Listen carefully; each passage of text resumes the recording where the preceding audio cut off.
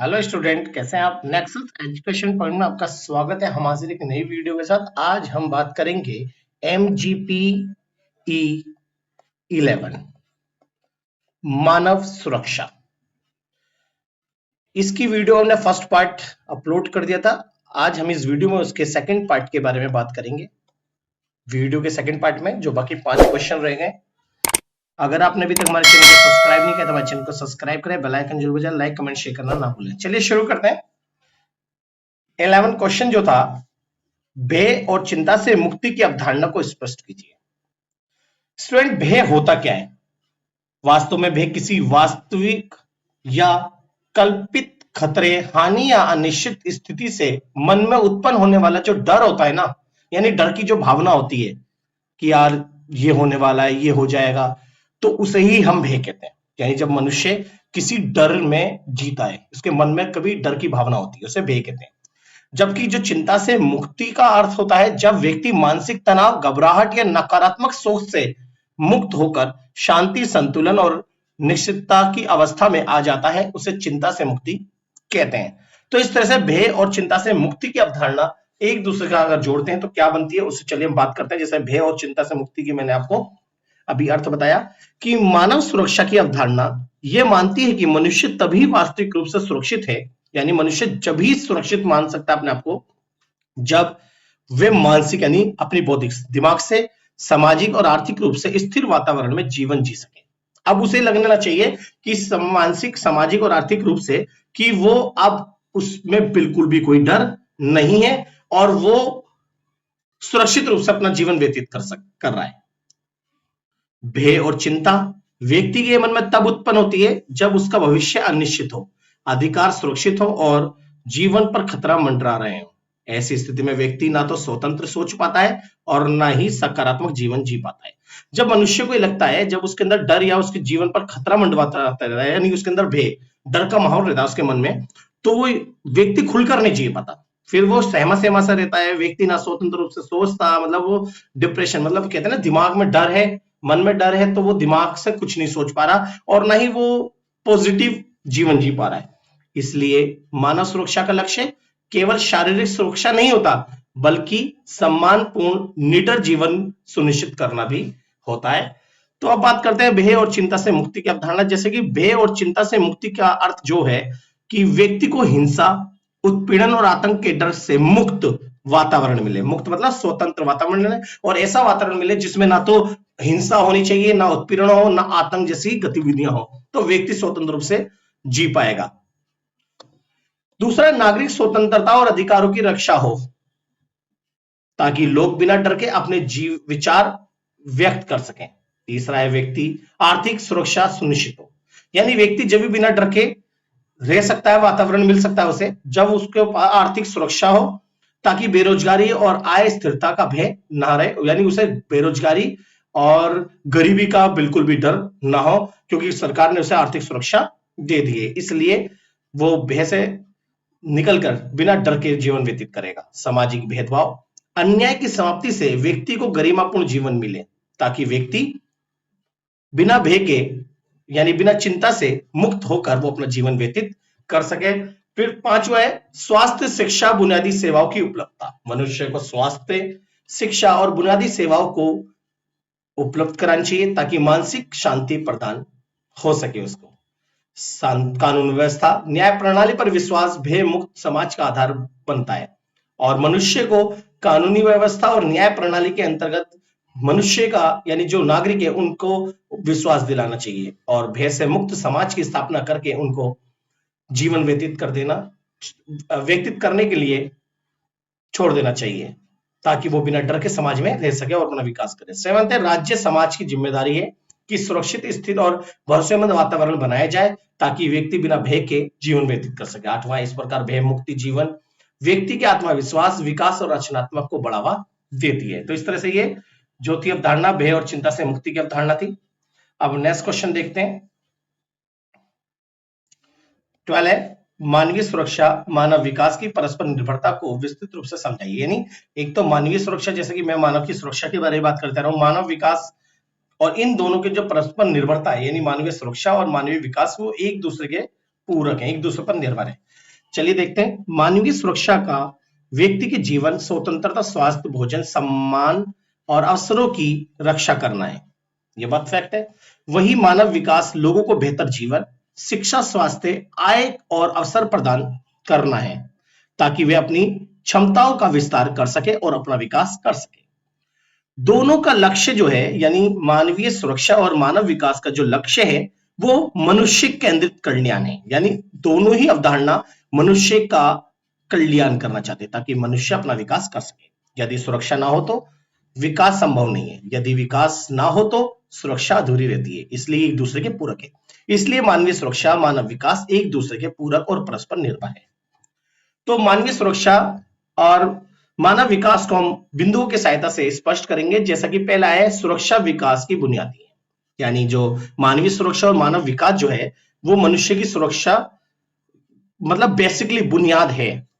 जब व्यक्ति भय, हिंसा, भूख, अस्थिरता से मुक्त रहता है, जब उसे बिल्कुल भी किसी बात की डर नहीं है, ना तो हिंसा का, ना भूख का, ना अस्थिरता का, तो वह शिक्षा, काम, प्रगति के अवसरों का प्रयोग कर पाता है, जिससे मानवीय सुरक्षा और मानव विकास को बढ़ावा मिलता है। दूसरा, विकास सुरक्षा को मजबूत करता है।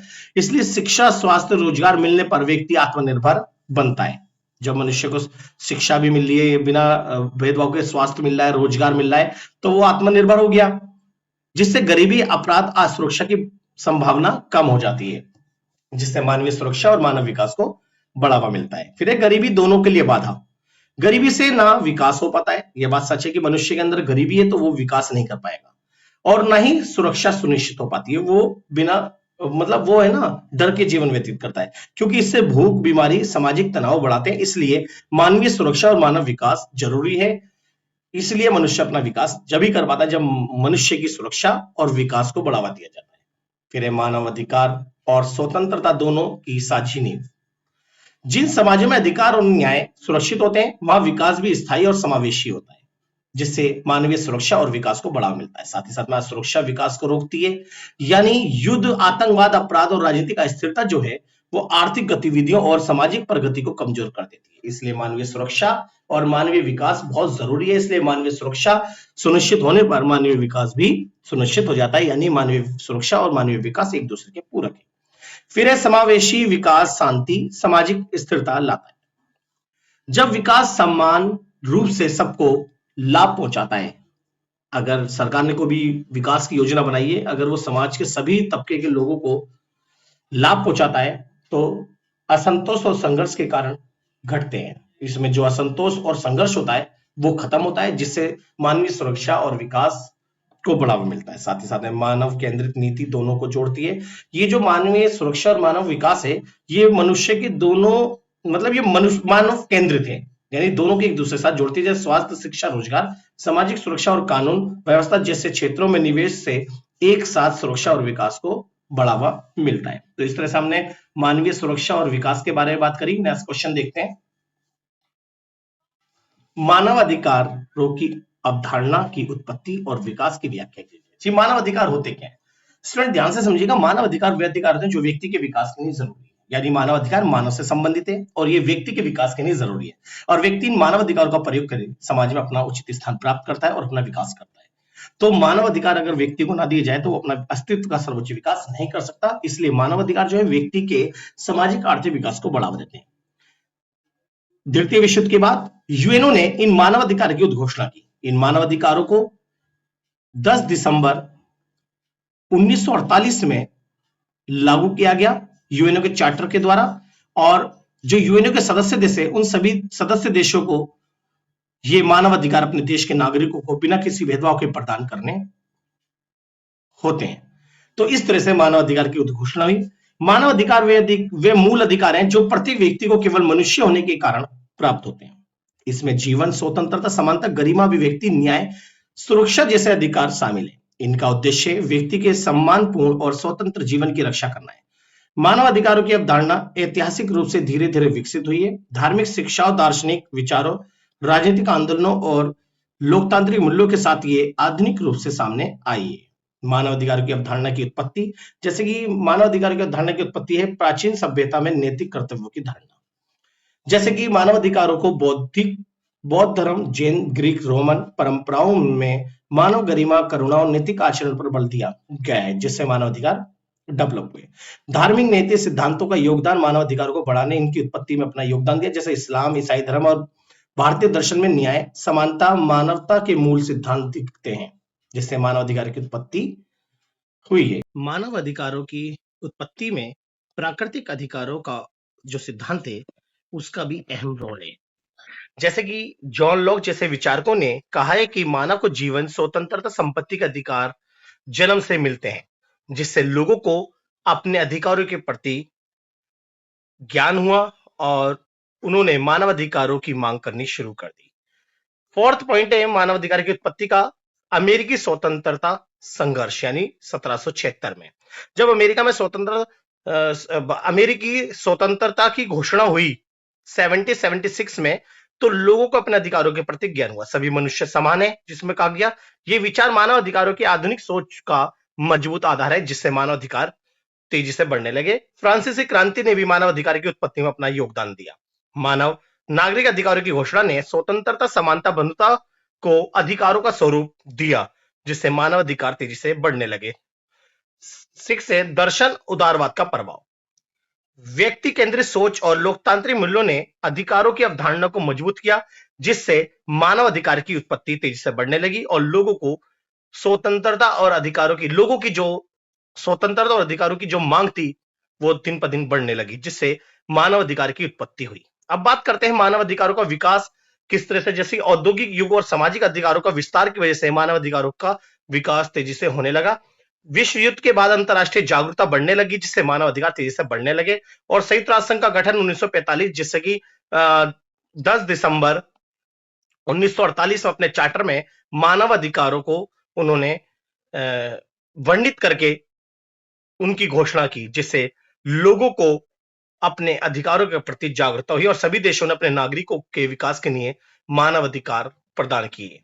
सार्वभौमिक मानव अधिकार, जैसा कि मैंने आपको बताया कि सार्वभौमिक मानव अधिकार की घोषणा 1948 में पहली बार मानव अधिकार विश्व स्तर पर स्वीकृत और लिखित रूप में स्थापित हुए और लोगों को इस क्षेत्र में अनेकों अधिकार प्राप्त हुए। अंतरराष्ट्रीय संधियां और समझौते, जैसे कि सिविल पॉलिटिकल अधिकार, आर्थिक, सामाजिक, सांस्कृतिक अधिकार अलग अलग मान्यता पाए, जिससे मानव अधिकार तेजी से ग्रो करने लगा। इसके साथ औपनिवेशिक मुक्ति और मानव गरिमा का प्रसार ने भी मानव अधिकार को काफी ग्रो करा। जैसे एशिया, अफ्रीका, लैटिन अमेरिका में स्वतंत्रता के साथ अधिकार चेतना बढ़ी, जिससे मानव अधिकार तेजी से विकास करने लगा। तो ये हमने इस क्वेश्चन में मानव अधिकार की उत्पत्ति और विकास के ऊपर बात करी। नेक्स्ट क्वेश्चन देखते हैं।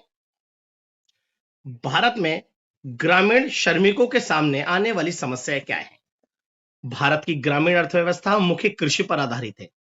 इसका एक बड़ा हिस्सा ग्रामीण श्रमिकों पर निर्भर करता है। ये श्रमिक खेतिहर मजदूर, मनरेगा श्रमिक, निर्माण या असंगठित क्षेत्र के मजदूर के रूप में काम करते हैं। ग्रामीण श्रमिक देश की उत्पादन प्रक्रिया में महत्वपूर्ण भूमिका निभाते हैं, लेकिन उनकी सामाजिक आर्थिक स्थिति काफी कमजोर रहती है। उन्हें स्थायी रोजगार, उचित मजदूरी, शिक्षा, स्वास्थ्य और सामाजिक सुरक्षा की कमी जैसी अनेक चुनौतियों का सामना करना पड़ता है। भूमि विहीनता, असंगठित श्रम व्यवस्था और सामाजिक भेदभाव उनकी स्थिति को और जटिल बनाते हैं। परिणाम स्वरूप ग्रामीण श्रमिक गरीबी, असुरक्षा और असमानता के दुष्चक्र में फंसे हुए हैं। इसलिए भारत में ग्रामीण श्रमिकों के सामने अनेक समस्याएं उत्पन्न होती है। अब देखते हैं ग्रामीण श्रमिकों के सामने कौन कौन सी समस्या है। जैसे नियमित और स्थायी रोजगार। ग्रामीण श्रमिकों के सामने प्रमुख समस्या क्या थी? पहला है नियमित और स्थायी रोजगार का अभाव। ग्रामीण क्षेत्रों में कृषि मौसमी होने के कारण वर्ष भर काम उपलब्ध नहीं रहता। श्रमिकों को बेरोजगारी, अध रोजगार का सामना करना पड़ता है, जिससे उनकी आय है बेहद अस्थिर रहती है। दूसरा है कम और आसमान मजदूरी। वहां पर जो है ग्रामीण श्रमिकों के सामने बहुत ही कम और आसमान मजदूरी मिलती है। अधिकांश ग्रामीण क्षेत्र श्रमिकों को न्यूनतम मजदूरी भी नहीं मिलती। महिलाएं श्रमिकों को तो समान कार्य के लिए पुरुषों के समान कम वेतन मिलता है, जिससे आर्थिक शोषण बढ़ता है। तीसरी समस्या है भूमिहीनता और संसाधन से वंचित होना। बड़ी संख्या में ग्रामीण श्रमिकों के पास अपनी जमीन नहीं होती। वे पूरी तरह जमींदारों या ठेकेदारों पर निर्भर रहते हैं, जिससे उनकी जो बार्गेनिंग पावर होती है वो बहुत कम हो जाती है। चौथा है शिक्षा और कौशल का अभाव। ग्रामीण श्रमिकों में स्थिरता और तकनीकी प्रशिक्षण की कमी आम है। इसके कारण उन्हें केवल असंगठित और कम आय वाले कार्य ही मिल पाते हैं, जिससे विकास के अवसर सीमित रह जाते हैं, जिसके कारण जो ग्रामीण श्रमिक है वो पिछड़ जाते हैं। फिर है पांचवा है सामाजिक सुरक्षा और कल्याण योजनाओं की कमी। बीमा, पेंशन, चिकित्सा सुविधा जैसी सुरक्षा अधिकांश श्रमिकों तक नहीं पहुंच पाती है। बीमारी, दुर्घटना, वृद्धावस्था में उनकी स्थिति अत्यंत दयनीय हो जाती है, जिसकी वजह से ये ग्रामीण जो श्रमिक है वो पिछड़े रह जाते हैं। 6 पॉइंट है स्वास्थ्य सुविधाओं का अभाव और खराब जीवन स्थितियां। स्वच्छ पानी, पोषण, स्वास्थ्य सेवाएं पर्याप्त न होने से ग्रामीण मजदूरों का स्वास्थ्य खराब रहता है। कुपोषण और व्यावसायिक रोग भी आम है। 7 समस्या शोषण और मध्यस्थों पर निर्भरता।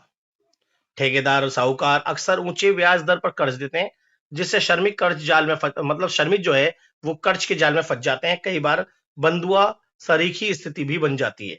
8वीं समस्या है सामाजिक भेदभाव और असमानता। ग्रामीण श्रमिकों के सामने सामाजिक भेदभाव और असमानता की समस्या बहुत बड़ी समस्या है। दलित, आदिवासी, प्रवासी श्रमिकों को अक्सर भेदभाव का सामना करना पड़ता है, जिससे वे विकास की मुख्य विचारधारा से दूर हो जाते हैं। तो ये हमने ग्रामीण श्रमिकों की समस्या के बारे में बात करी। नेक्स्ट क्वेश्चन देखते हैं। विकास और वैश्विकता के बीच अंतर संबंधों पर चर्चा कीजिए। जी, डेवलपमेंट और जो ग्लोबल वार्मिंग है उसके बीच में क्या संबंध है? आधुनिक युग में विकास को प्राय औद्योगिकरण, शहरीकरण, ऊर्जा उत्पादन, परिवहन और तकनीकी प्रगति से जोड़ा जाता है। जी, इन प्रक्रियाओं ने जहां आर्थिक उत्पादन और जीवन स्तर को बेहतर बनाया है, वहीं दूसरी ओर पर्यावरण चुनौतियों को भी जन्म दिया है। वैश्विक ताप उन चुनौतियों में से सबसे गंभीर है, जो मुख्यतः ग्रीन हाउस गैसों के बढ़ते उत्सर्जन का परिणाम है।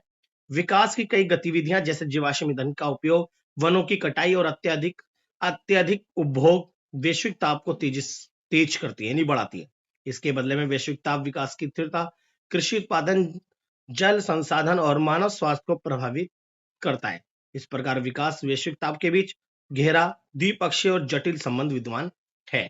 तो इस तरह विकास और वैश्विक ताप के बीच में संबंध, जैसे कि पहला है औद्योगिकरण और ऊर्जा उत्पादन से उत्सर्जन में वृद्धि। जी, औद्योगिकरण और ऊर्जा उत्पादन के उत्सर्जन में वृद्धि के कारण हम डेवलपमेंट तो कर लेते हैं, लेकिन वैश्विक ताप तेजी से बढ़ते हैं। कोयला, पेट्रोल, प्राकृतिक गैस आधारित उद्योग बिजली उत्पादन विकास की रीढ़ है, परंतु ये CO2 और अन्य गैसों के प्रमुख स्रोत बन गए, जिससे वैश्विक ताप बढ़ा है। दूसरा, शहरीकरण और परिवहन का प्रभाव भी हमें देखने को मिला। तेजी से बढ़ते हुए शहर, निजी वहन, हवाई यात्रा, लॉजिस्टिक नेटवर्क ऊर्जा खपत को बढ़ाते हैं। इससे ग्रीन हाउस गैसों का स्तर निरंतर ऊपर जाता है। तीसरा है हमारा वनों की कटाई और भूमि उपयोग परिवर्तन। जी, विकास परियोजनाओं में सड़कें, बांध, खनन, कृषि विस्तार अक्सर वनों को नष्ट करती है, जिससे कार्बन संकलन क्षमता घटती है और कार्बन सीधे वातावरण में पहुंचकर ताप बढ़ाता है। फोर्थ है अत्यधिक उपभोग और संसाधन दोहन। विकास मॉडल ने उपभोग आधारित जीवन शैली को बढ़ाया है। प्लास्टिक, रसायन, निर्माण सामग्री और लंबे सप्लाई चेन वाले उत्पादन जलवायु प्रभाव को तीव्र करते हैं। फिफ्थ है वैश्विक ताप का विकास और प्रतिकूल प्रभाव।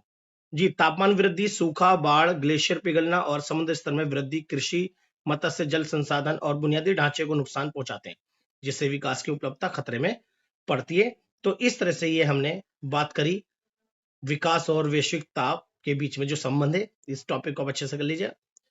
ये हमने MGPE 011 की टॉप 15 क्वेश्चनों के बारे में बात करी।